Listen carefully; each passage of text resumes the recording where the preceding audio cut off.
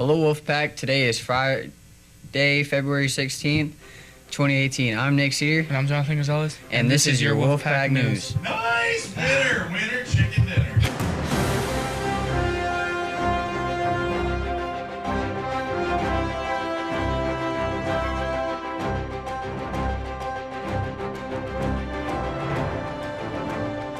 Nick Cedar.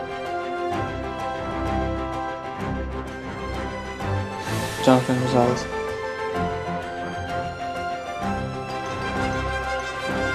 Shanae Davis.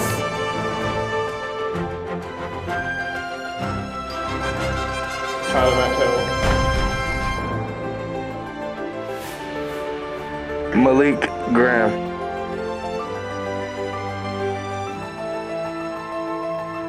Sheraldi Munoz.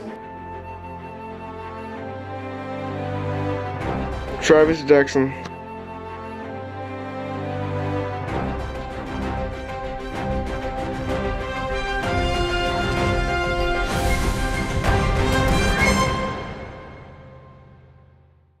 In school news, we're here to talk about what's on everybody's mind.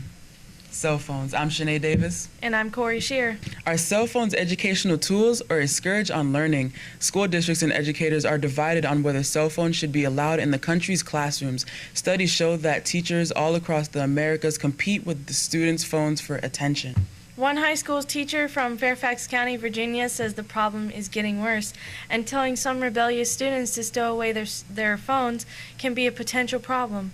Schools will clearly promote their students' academic success and safety by limiting the use of student phones during school hours. Presently, most schools leave it to teachers to manage phone distractions in their own classrooms. In order for students to fully pay attention in class, San Francisco inventor Graham Dungoni has created a tool called Yonder Pouch to encourage students to lock up their phones.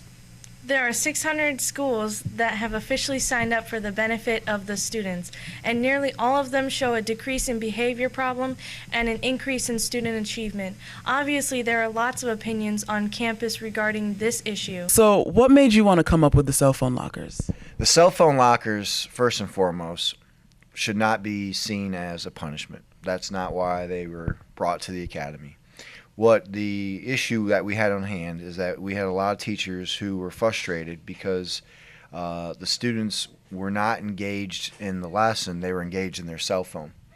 And so it became a distraction, it became something that really made learning difficult at the academy. So we wanted to come up with a very positive but yet a very effective way to bring the kids back to the classroom, so to speak. So the lockers were brought in because what we didn't want to do is put the responsibility into the teacher's hands of collecting cell phones and potentially losing or stealing or some case. So giving the student the control of locking up their phone and taking the key was a key element, and that's why we went with the lockers. Okay, so would you say that less students are getting less in trouble regarding cell phones now that the cell phone lockers have been in use? That's a good question. It's going to sound weird when I answer with a yes and a no. Has it been less issues with the cell phone? To the fact there's less drama, there's less cyberbullying, there's less of the conflict of someone running out, oh, she put this on Snapchat, I'm about to do this, okay? None of that has lessened, okay? But there has been more referrals due to we have some students who just can't give it up. You know, they're not locking the phone up and choosing not to lock it up. And then, so in that case, cell phone referrals have actually gone up.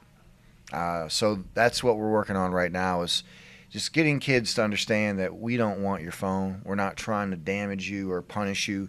We want your attention. And this is going to keep you from kind of staying away from the phone and what's going on in the classroom. Well, there you have it. No matter how you feel about the cell phone policy, we still have to follow it. This is Malik Graham, and I got some weather news. This is weather in Port Charlotte for this weekend, Saturday, February 17th, and Sunday, February 18th. Saturday is mainly going to be sunny, 83 degrees, and winds of 5 miles per hour to 10 miles per hour. So Saturday would be a good day to go out and enjoy the sunny day. Sunday is also going to be mainly sunny with clear blue skies with with it being 87 degrees, so it's going to be a little hot. You might want to go in the pool to cool off. With more school news, I'm Tyler. I'm Travis. Have you ever wondered why we get the third Monday off in February? Monday, February 19th is referred to as President's Day. We celebrate President's Day in honor of George Washington. He was an American statesman and soldier who served as the first president of the United States from 1789 to 1797, was one of the founding fathers of the United States. Washington was born on February 22nd, 1732, and he died at age 67 on December 14, 1799. But throughout the years, his birthday was adopted to all other presidents who have served as well. Hence the name President's Day, which now we celebrate all past and current presidents in the United States. In sports news, there are major developments in professional basketball. The NBA trade deadline has been reached. For starters, Isaiah Thomas, Channing Frye, and the Cleveland's first-round pick has gone to the Los Angeles Lakers in return for Jordan Clarkson and Larry Nance Jr. Also, the Cavs shipped off Jay Crowder and Derrick Rose to the Utah Jazz for George Hill and Rodney Hood. But wait, there are more trades to be discussed. Joe Johnson and Iman Shumpert, as well as the Cavs' second-round pick, are headed to the Sacramento Kings. Don't forget the trade nobody saw coming. Dwayne Wade is headed back to Miami for a protected second-round pick. Obviously, the Cavaliers are doing a lot of trades, but will it be enough for them to win another ring? We will have to see when the next playoffs arrives. With your international news, this is Malik Graham. Last Sunday, a Russian airliner crashed about 50 miles from Moscow. The plane carried 71 aboard, 65 of which were passengers and 6 were crew members. Sadly, there were no survivors. The crash only happened minutes after takeoff, and the cause might have been due to human error. Failure to turn on the heating system for speed sensors caused them to ice over and display false reading might have been the cause for the crash. The plane quickly descended at a rate of 1,000 meters per minute and exploded on impact, as shown in this short clip taken from a surveillance camera.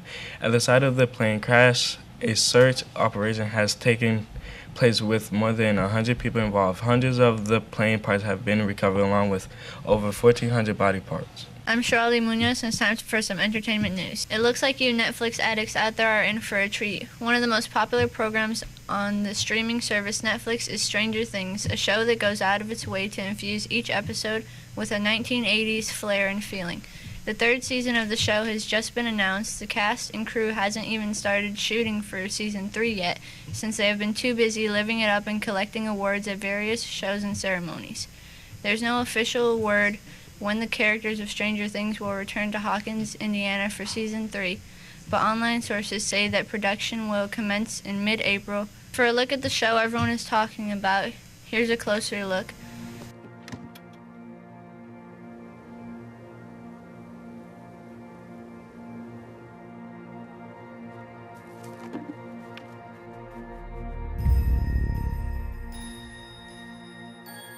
On Halloween night, Will saw a sort of shadow. Maybe all of this is happening for a reason.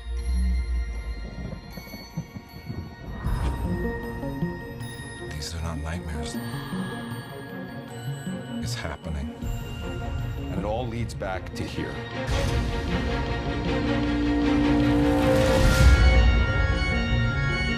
This thing. You said it was all in his head. And what have you done? Nothing. What is wrong with my boy? I don't understand. 11 what? She always did.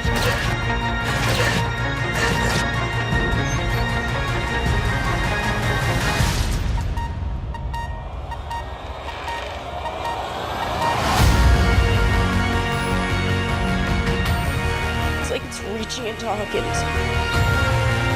If anyone knows how to destroy this thing, it's Will. Oh my God. Don't you think it's weird how we only seem to hang out when the world's about to end? It's not like like it was before. It's grown. It's Judgment Day. Which is why we need as much help as we can get.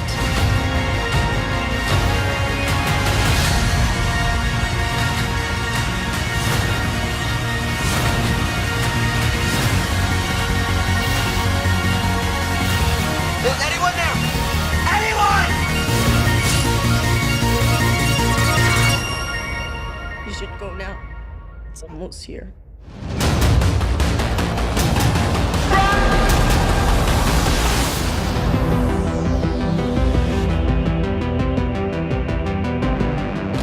You still have that bat? Bat? What bat? One with the nails.